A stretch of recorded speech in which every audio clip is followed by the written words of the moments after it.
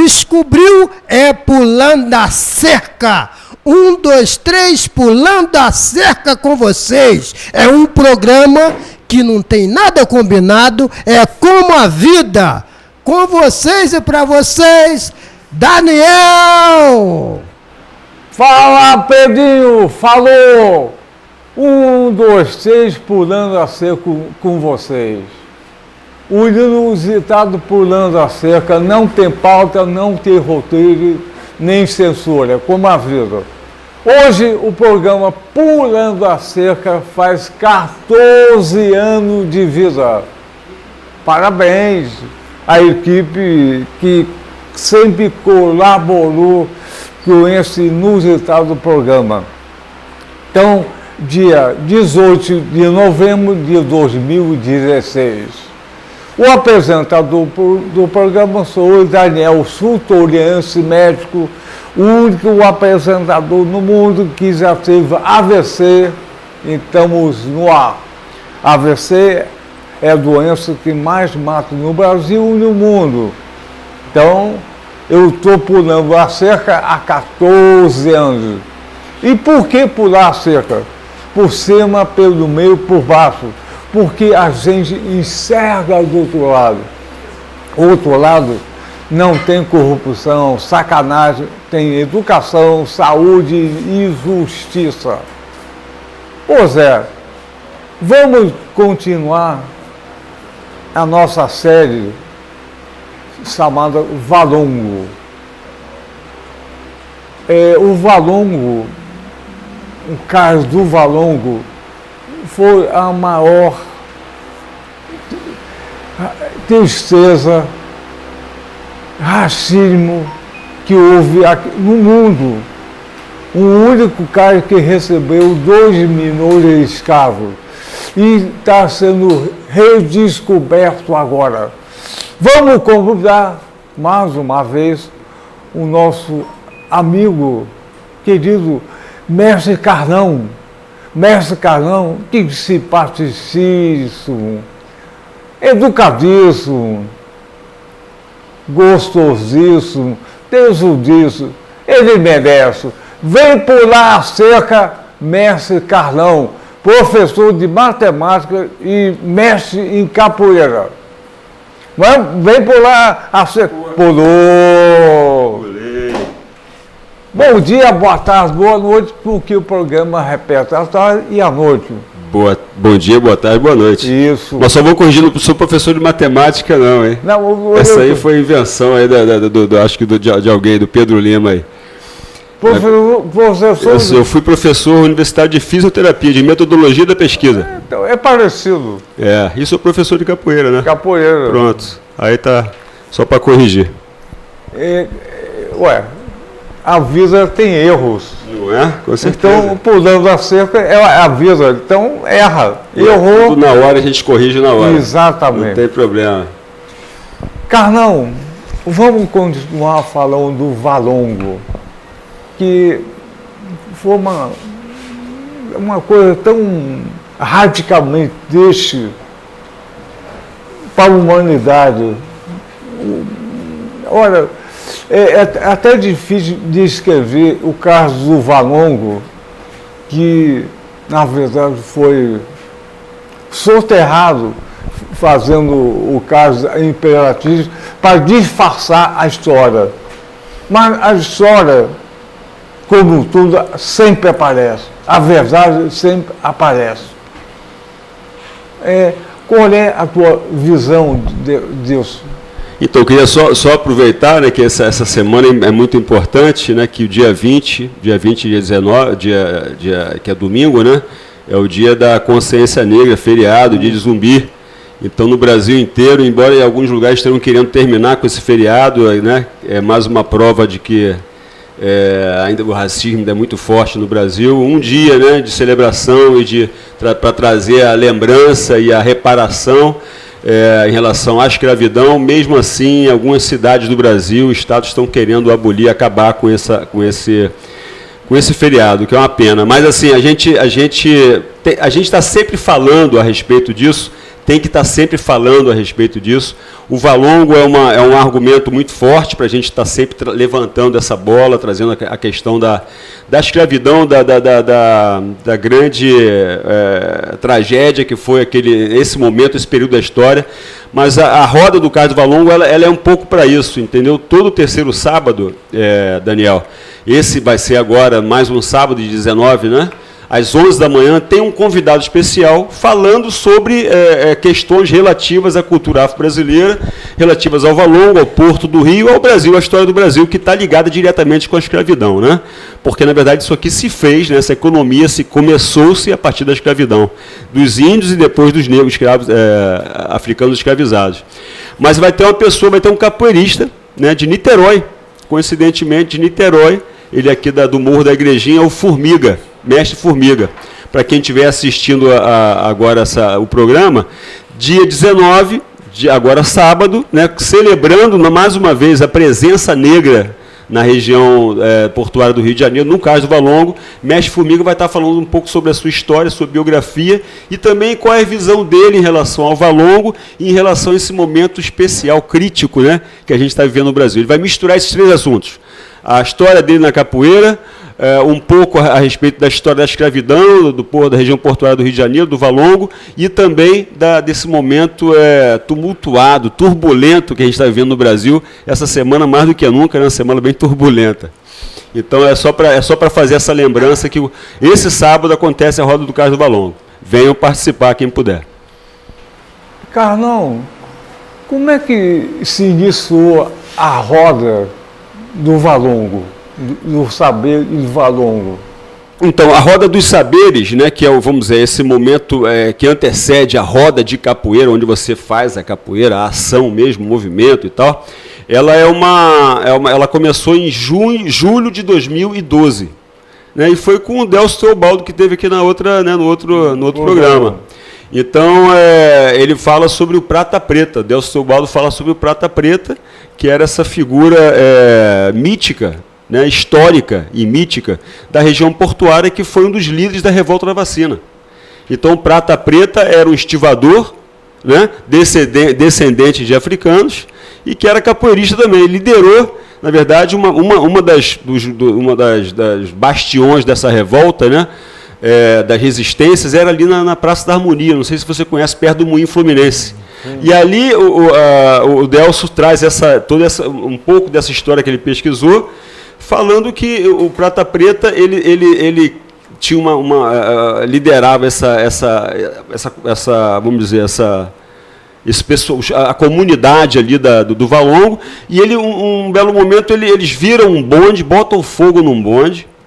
E aí isso chama a atenção da cidade inteira.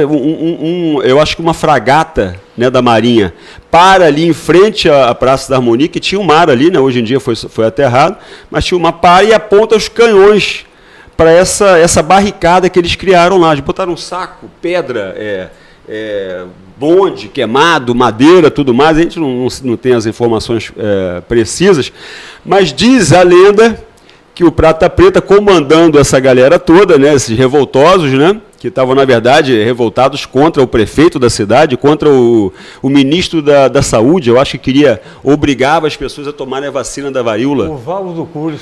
Você sabe de Oswaldo Cruz, exatamente. Ele criaram uma lei, né, para que todo mundo era obrigado a receber a vacina. Mas achavam que aquela vacina, na verdade, era para matar eles. Então, eles teve um certo, vamos dizer, uma paranoia, que a gente sabe lá se foi verdade ou não. Mas aí o Prata Preta dizem que eles pegam, serram um poste, aqueles postes de iluminação antigo, né? Serram o poste e pintam um poste de prata, de cor de canhão, né? Um ferro, não sei, e apontam contra os policiais que estavam vindo, né, para capturá-los, né? Aponta aquele canhão, os policiais olham de longe e falam, pô, os caras têm um canhão apontado para a gente. Deram no pé e mandaram essa fragata com os canhões apontados, né? Aí todo mundo, roeu a corda, obviamente, os revoltosos, o Prata Preta, acho que 300 mais. A polícia vai, pega eles nesse momento de fraqueza, esculhamam com ele, quase arrebentam, matam com o Prata Preta, mas acabam mandando o Prata Preta, o líder Prata Preta, que eu esqueci o nome dele aqui agora, acho que era Horácio, alguma coisa, mais uma galera de uns 300 pessoas, mandam eles por um navio até a boca do Amazonas, do rio Amazonas, o rio sobe até o Acre, né? Elas vão andando para chegar até o Acre, e aí de lá, meu irmão, não sabe o que aconteceu, febre amarela, etc. Todo mundo desapareceu na floresta, construindo Madeira Mamoré, né? A linha de trem Madeira Mamoré. Ninguém sabe dessa história, ninguém fala sobre essa história. São heróis, né? Para a gente que trabalha com capoeira, trabalha com cultura, mas para o Brasil oficial, para os livros, né, ninguém fala sobre isso, ninguém comenta sobre isso, é uma história morta. Por quê? Porque são negros, né? Então os valores, né, aqui no Brasil não tem muito, não se voltam muito para esses heróis que têm história, que se revoltaram contra, têm os seus motivos para serem revoltosos, né? Mas isso a gente traz na Roda do Cardo Valongo, entendeu, Daniel? A gente traz essa informação não só para educar, mas também para dar autoestima para os afrodescendentes, para quem vem dessa herança, para quem tem esse legado, a capoeira, o samba, que desconhece isso, porque a gente não é interessante ensinar isso, né?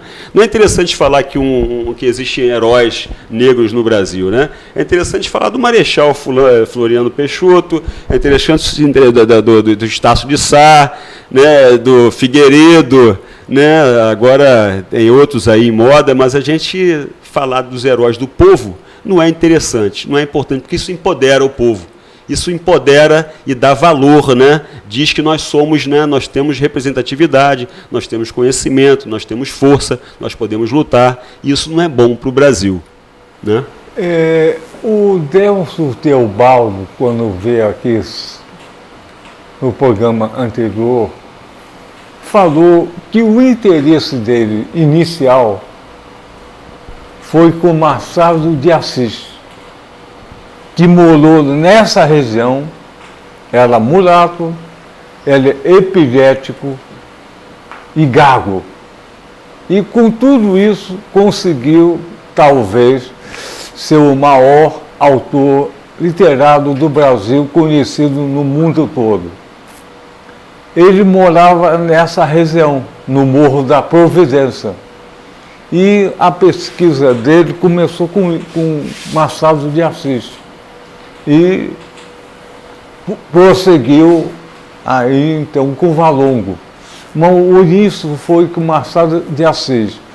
Machado de Assis era 1860. A revolta da vacina foi posterior. O século XX. 1908, eu acho. Século XX. Mas começou com Machado de Assis. Então, como o Delcio Teobaldo falou, as pedras do Valongo falam. E cada vez estão falando mais. Eu entendo que a roda dos saberes são as pedras do Valongo falando. Boa. Falando.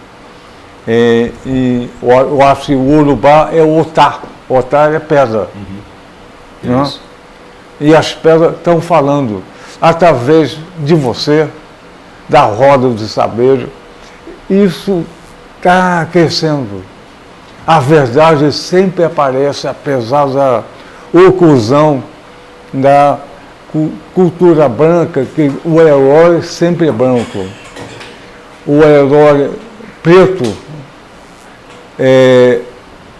analfabeto, com pouca cultura, não é herói, é um excluído, é um escravo que agora pode receber um pouquinho só, um salário mínimo. Então essa cultura,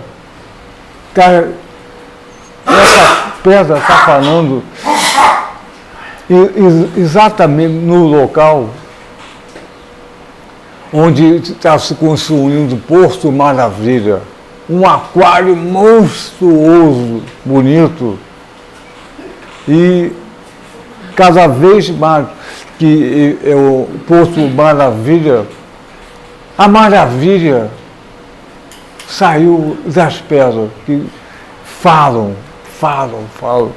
E você falou em capoeira. A capoeira, imagino eu, que vem da África, não é? Com certeza, as raízes são africanas. Pois é, e a defesa do escravo era a capoeira. Você que é mestre em capoeira, mestre é a colocação maior.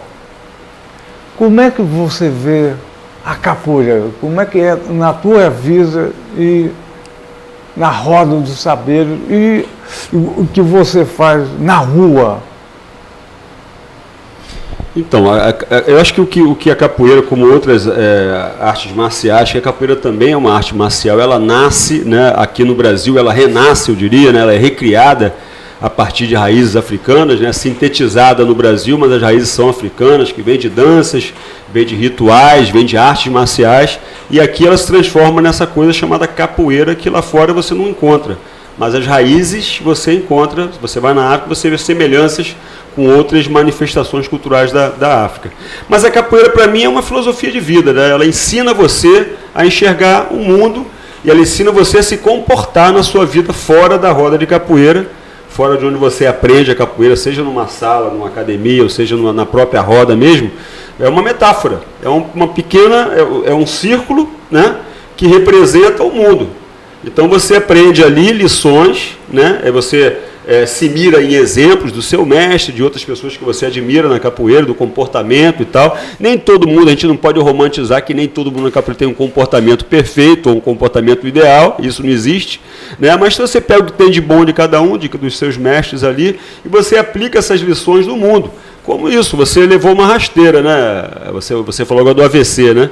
Você levou uma rasteira, no entanto, você se levantou, sacudiu a poeira, escorregou, né, vamos dizer assim. Pulou a cerca. Pulou a cerca e está aqui no seu programa, né? Então, eu acho que a capoeira é um pouco isso, é você saber se desviar dos problemas de uma forma, da forma possível e se superar, entendeu? Então, levar esse aprendizado da pequena roda para a grande roda que é a vida. Então, eu acho que a capoeira, na verdade, é essa metáfora, né, para você se melhorar na sua vida a partir da prática da capoeira.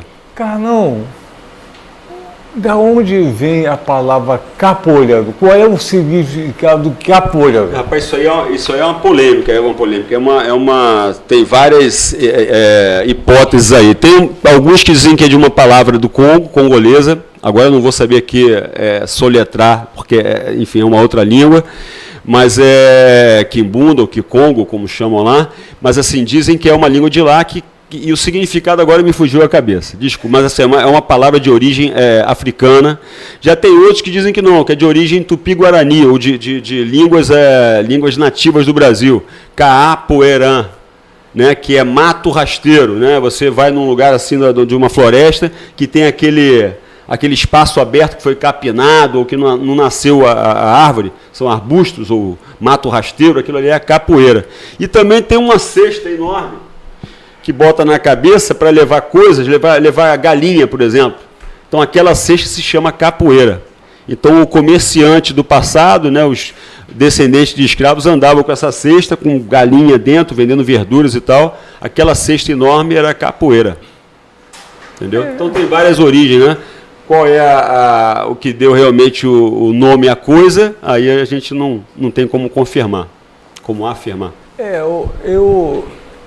Eu percebo que o jogo da capoeira, um jogo, né? Um ritual, usa as músicas afro, na religião afro. Há um grande número, é muito parecido com um ritual. Um candomblé, umbanda, e a música que acompanha o jogo de capoeira é uma música mais interessante, é uma batida legal, mas o som, a melodia, as palavras parece um ritual de candomblé, torrado. Não, na verdade, até a partição, né, a divisão rítmica, né, na capoeira tem muito a ver com as nações do candomblé, Angola, Queto, Jeje, né, então está muito parecido. Inclusive nós temos 3 berimbaus, o gunga, que é o grave, o médio se chama berimbau médio e o viola. Então, gunga, médio, viola, grave, médio e agudo. A mesma coisa nos tambores do candomblé. Rum, rumpi, lé. Então, é o grave, o médio e o agudo também. A gente segue essa mesma matemática, né? Essa mesma harmonia na capoeira, para que você possa fazer música. Sem grave, médio e agudo fica difícil, né? Então, assim, os três berimbaus representam os 3 atabaques, alguns dizem, né? Os três atabaques do candomblé. Mas a música, ela é fundamental na capoeira, como é fundamental em qualquer tradição afro-brasileira, né? Tudo que você vê de tradição afro-brasileira, normalmente, tem música. A música tem a ver com o orixá, que tem a ver com a comida do dia, que tem a ver com a cor que você está usando, né? Se alguém aqui, né, até hoje em dia, hoje sexta-feira, né, se você é de Oxalá, muitos capoeiristas não usam preto. Eu não sou religioso, né, mas eles usam branco, né? Tem até um corrido que fala assim, ó, esse angoleiro não está de bobeira, anda de branco toda sexta-feira, entendeu? Esse angoleiro, esse capoeirista de capoeira Angola, não está de bobeira, ele anda de branco toda sexta-feira. Né? Então a gente tem sempre uma mensagem para passar com a música. A música da capoeira não é só para cantar, fui à praia, vi uma menina assim passando, não existe isso. Né? Em capoeira não tem muito, pelo menos na capoeira Angola não tem muito isso. Tem que ter sempre um significado. Né? Tem uma que fala assim, ó, na Pedra do Sal, no Cais do Valongo, e São Benedito, meu rosário é lá do Congo. Né? Essa é uma composição minha, que nasceu a partir desse conhecimento que a gente foi aprendendo a partir dessas palestras no Cais do Valongo. Então, na Pedra do Sal, no Cais do Valongo, e São Benedito, né, São Benedito dos homens pretos, né, o santo que protege, né, os escravos, protegia os escravos, protege os homens pretos. Né, meu rosário é lá do Congo. Né, meu rosário, meu fundamento, né, o meu legado vem do Congo, vem da África, né? Na Pedra do Sal, no Cais do Valongo, Largo da Prainha. Ih, agora esqueci essa parte. Mas lá no Livramento tem ladeira que dá tombo. Olha só, Livramento era aquela rampa que dizem que era ali, que na verdade o Machado de Assis morava, eu acho, né? Não era nem na Providência, eu acho que era no Livramento. E aí, lá no Livramento tem ladeira que dá tombo, porque os africanos escravizados fugiam dali do Valongo pelo Livramento. Então, cuidado se você for correr atrás deles, porque você pode levar um tombo. Eles podem te dar uma rasteira, uma cabeçada, uma chapa. Então, todo esse corrido, né, essa música de capoeira em relação ao Valongo. Então você ensina através da música, entendeu, Daniel? Então você tem sempre você está, na verdade, quando você canta, você está estimulando o outro a jogar a partir de um conhecimento. Então o cara, quando ouve aquilo, ele se motiva a jogar, ele se imbui daquela energia ali também, né? Que não é só uma energia do passado, uma energia do presente também. Carlão, já que você é um mestre, quais são os movimentos? Cada um movimento tem um nome da capoeira.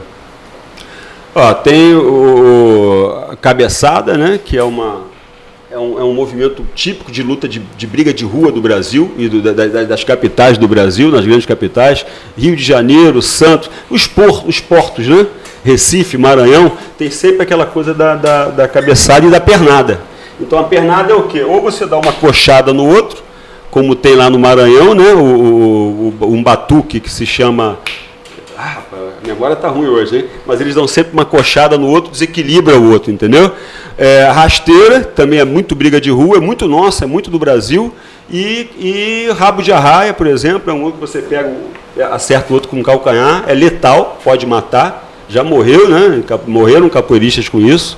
Ou então gente acerta com o calcanhar, se você não quer machucar, bate com a sola do pé. Você bate com a sola do pé ou acerta com o calcanhar. E acerta onde? Olha, se pega na venta, que é aqui na têmpora, pode matar. Se pega na boca do estômago, essa região aqui, também pode matar. O rabo de arraia, você sabe que tem um ferrão na ponta, né? Algumas arraias tem um ferrão na ponta. Então é muito em relação a esse animal que mata, né? Outro dia morreu um australiano, mergulhador, lá na Austrália, mergulhando, levou um ferrão da arraia no coração. Matou, morreu na hora. Então é um golpe, é um movimento que pode realmente matar. Capoeira tem isso, tem rabo de arraia, meia-lua, armada, cabeçada, rasteira, AU. AU, fala mais. AU é o que chamam na ginástica olímpica a estrela, né? É aquela estrela, só que em brasileiro, afro-brasileiro, é AU. Né? A bananeira é você ficar de cabeça para baixo, né? Ficar com a perna para cima, como se fosse as folhas da banana para cima, essas são suas pernas. A armada é um movimento perigosíssimo também, você também solta a perna com calcanhar, se pega alguém, tem um cara agora lutando MMA aí, é um filho de um brasileiro, de um pernambucano que morava no Canadá, morava lá naquela cidade, Vancouver. O filho dele virou lutador e ele acerta o cara com a armada, né? E desmaia o cara na hora. O cara cai, né? Não está esperando aquele movimento, que é meio espontâneo da capoeira, meio, né? Ninguém entende o que é aquilo, não está esperando por aquilo, e ele destrói com os oponentes dele. Então são movimentos perigosos, mas não é só isso, né? Além de ser um chute, de ser um movimento letal, ele também pode ser só movimento. Né, você faz aquilo ali longe, distante do outro, então não faz para acertar. A ideia é que não acerte, né? A gente não está vivendo mais num tempo de violência. Calma. Então reproduzir violência na capoeira hoje em dia é uma falta de pedagogia, né? É o cara que não tem pedagogia, ele quer mostrar a força pela brutalidade, pela força física, e não pela inteligência cognitiva, né? Que eu acho que é o ideal na capoeira. Ô Carlão, eu vou colocar uma dúvida que eu sempre tive. A capoeira é um jogo de ataque e defesa, no real, né? Mas, e aqui os escravos usavam isso para defesa e ataque. Mas eu pergunto, quando eles na África se tornaram escravo por força, o negro lá, não era escravo, passou a ser escravo aqui, não usava a capoeira para se defender e não se tornar escravo? Não, ela no Brasil ela se transforma nessa luta de resistência contra o opressor, né? Paulo Freire fala muito sobre isso, né? O oprimido e o opressor, né? Então o africano escravizado a gente não chama de escravo, né? A gente chama de africano escravizado, porque ninguém é escravo, né? Ele é escravizado, né? Exatamente. Você não nasce escravo, escravizam você, né? Mas na África não tinha opressão também, ele era uma pessoa livre lá e se tornou escravizado. E não usava a capoeira para não se tornar escravizado lá na África? Eu acho que assim, a partir do momento que você que alguém tenta te dominar, te controlar, você vai lutar contra, né? Mas lá, porque não, isso que eu não entendo, quem pegava para ser escravo é o próprio negro de lá, da tribo, né, região, para levar para o porto ser escravo. Mas aquela quantidade de preto que estava lá e se tornar escravo, não tinha resistência lá, parece que não tinha resistência. Via uma fila de negro. Então, mas né, Daniel, é uma coisa complicada que sempre aconteceu na história do homem, né? Uma tribo, um povo, né, mais forte, ou com mais armamento, ou com mais, vamos dizer, naquele momento da história mais forte, mais poderoso, toma conta do poder, tem armas, tem poder bélico e consegue controlar qualquer manifestação. Isso está acontecendo aqui agora mesmo no Brasil, né? Está sendo controlado por forças aí. Os portugueses... E não estamos fazendo nada, né? Viviam no porto de Benguela, mas a rainha daquela região que trazia os escravos para... Nzinga. A rainha Nzinga. O pessoal não colocava o seu ataque de defesa contra a própria escravidão. Mas eu acho que assim, essa história, por ela não ter sido muito documentada, eu tenho certeza que lá eles resistiram, se rebelaram e muitos escaparam. Tem quilombo em Angola. Em Angola também tem quilombo, né? Angola e Congo tem quilombo, houveram quilombos lá, eles fugiram dos portugueses, né? Vamos dizer, do poder imperial português e criaram quilombos nas montanhas ou nos refúgios lá, como no Brasil. Então a resistência sempre houve, eu acho, né? O negro, o escravizado sempre resistiu, né? Aqui ou lá, eu acredito, né? Então eu acho que isso é meio um mito de que, né, não brigaram pela liberdade. Né? Lá na África, a rainha tinha uma tropa de outros peso mais forte, que fazia escravizar o outro da tribo. Ela ganhava uma coisa, eu acho difícil. Yeah. Bom, uma quantidade enorme vieram escravos para o Brasil, não houve muita defesa. Só a história não comenta isso. Eu acho impossível não ter defesa. Se você colocar a Segunda Guerra Mundial, os judeus, com aquela moça e cinto, apesar de tudo, fizeram o gueto de Varsóvia e resistiram. Exatamente. Cadê o exemplo? Mas eu acho que é isso. Eu acho que a capoeira foi uma dessas armas que eles desenvolveram, que eles, a partir desse legado africano, dessa cultura simbólica que trouxeram para cá, eles usaram a capoeira exatamente para fugir, para matar, né? E para resistir. E para resistir, não, e para autoestima mesmo, né? Para dar força, para trazer, vamos dizer, autoestima para aquele povo. Eu estou sugerindo ao mestre Carnão, na Roda do Saber, que alguém deve conhecer melhor a resistência na própria África contra a escravidão naquele tempo.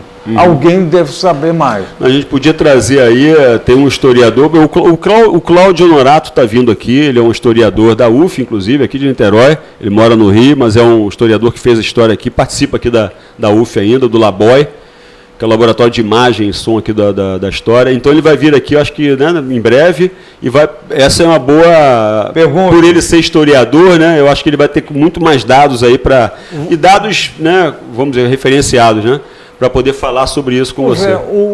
Aqui as pedras, ao altar, está se revelando. Mas em um altar de lá da África, está meio obscuro ainda para a nossa cultura. E eu acho a capoeira é viva no Brasil. Mas você sabe que a Unesco lançou uma enciclopédia sobre a África, né? Porque não se fala muito da história da África, né? Como se a África não tivesse história, que isso é uma das origens do racismo, né? Vamos dizer, aquele lugar lá, né? Aqueles países lá, porque a África não é um país, a África é um continente enorme, né? Então, um dos maiores, é o segundo maior continente.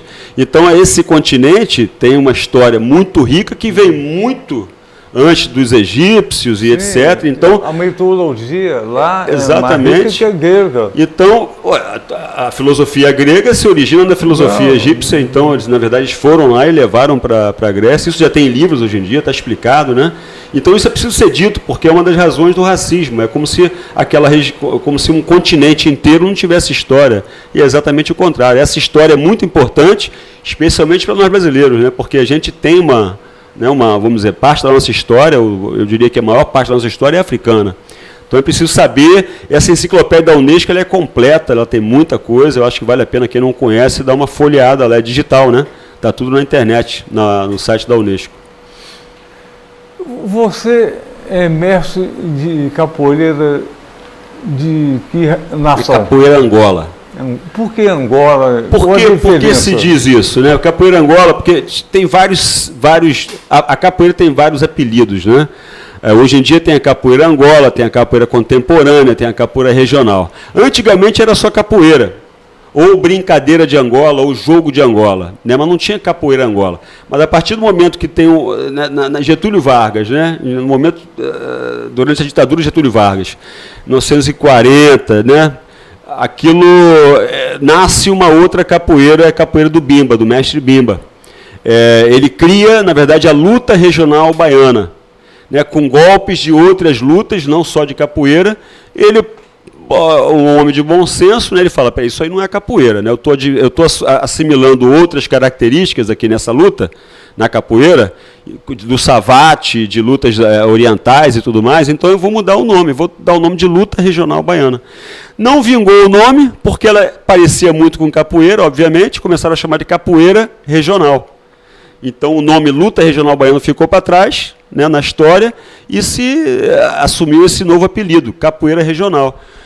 E aí, para ter uma diferenciação, quem não era da capoeira regional começou a chamar o nome capoeira sua tradicional, vamos dizer assim, de capoeira Angola. Essa é uma das hipóteses, entendeu, Daniel? Porque isso também é um terreno muito movediço para se falar, dá muita confusão.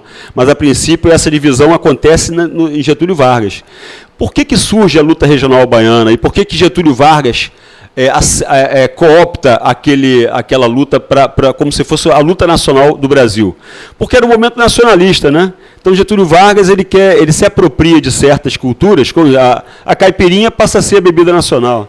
Então, se exalta a caipirinha. A feijoada é a comida nacional. A capoeira, né, até hoje, algumas pessoas na capoeira levantam um braço, gingam a capoeira, fazem um aquecimento na capoeira, no exército. Quando levanta a bandeira, hastia o braço assim, bota a mão no peito e o outro faz assim. Ou então dá uma chapa. É uma reminiscência muito estranha, né, isso, né? Quer dizer, das Forças Armadas se fazia esse gesto quando se treina capoeira.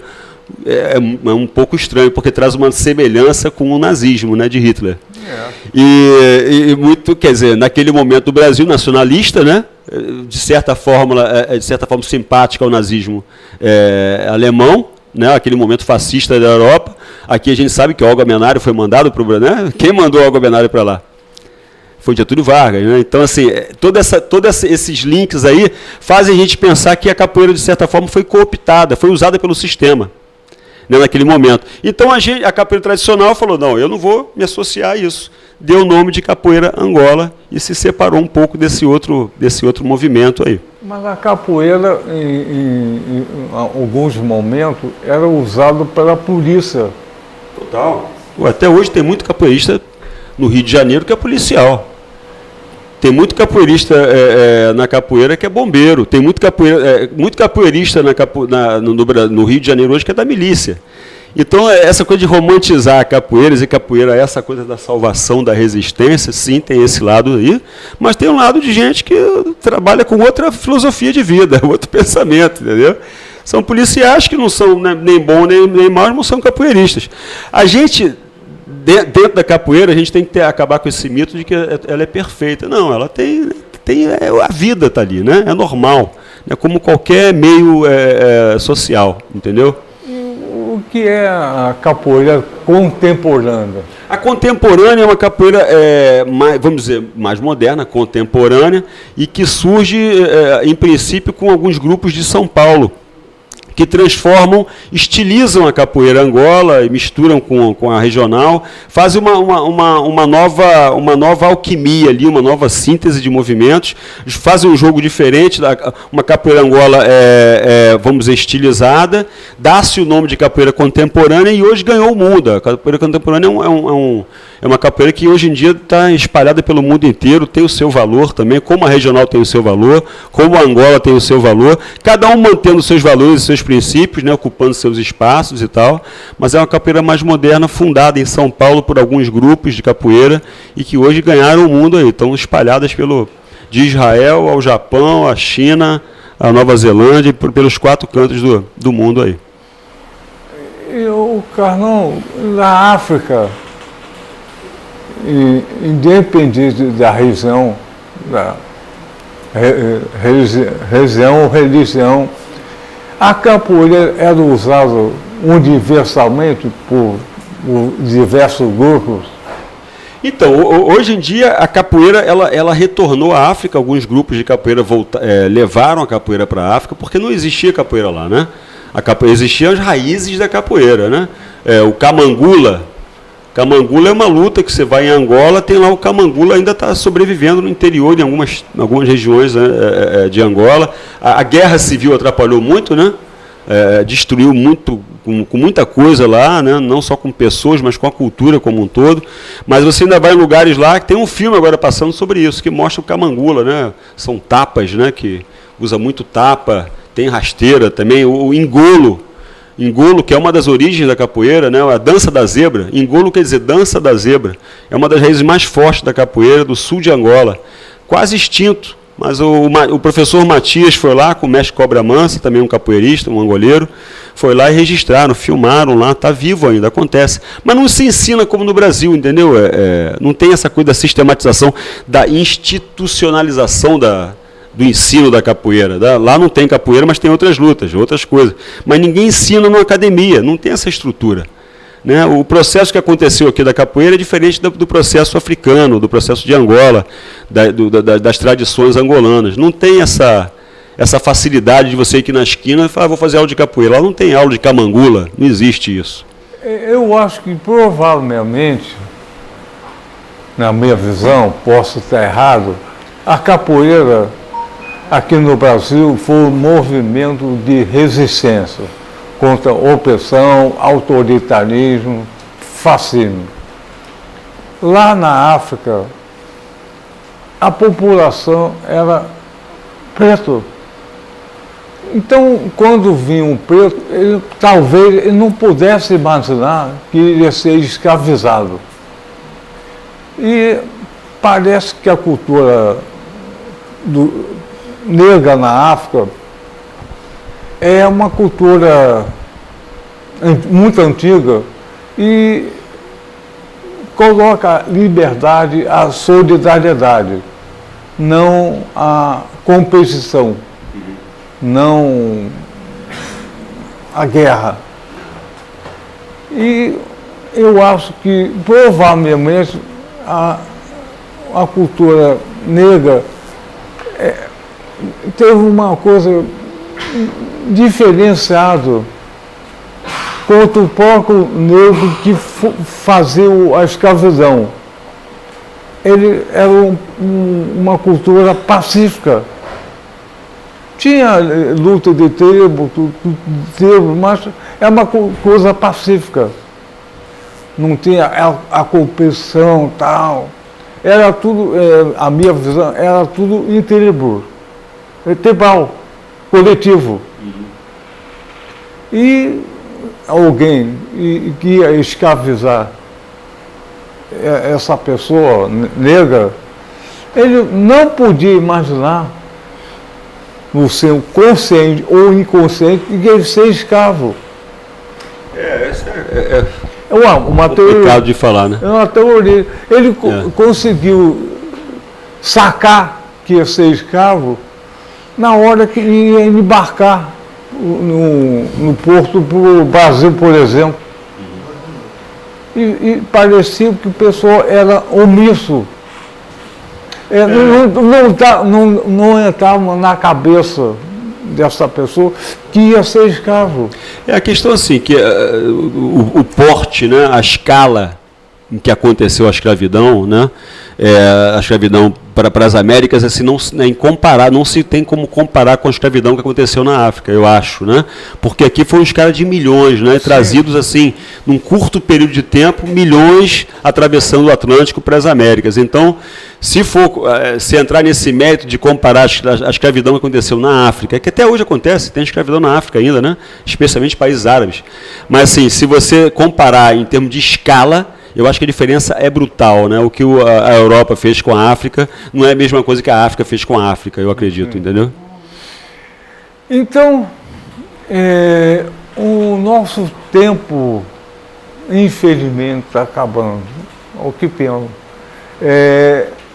Na semana que vem, a gente vai ter o Carlão aqui de novo, Mestre Carlão. Trazendo o convidado, o Cláudio de Paulo Honorato, né? Não, desculpa, é o Ruiz Unete, o Cláudio vai ser na próxima. Tá certo. Um fotógrafo. É um fotógrafo que fotografa as rodas de cultura popular do Rio de Janeiro. Então é importante, vão pedir para trazer as fotos que ele tira, que é importante. Então, vamos terminar o nosso programa, que foi muito agradável, apesar do tema não ser. O tema não vai ser agradável nunca, mas tem que se falar, né? Mas a conversa aqui foi muito agradável. Então, vamos terminar o nosso programa cantando 1, 2, 3, pulando a seca com você, nenhum racismo tem vez. Aê. 1, 2, 3, pulando a cerca com vocês, nenhum racismo tem vez. Valeu!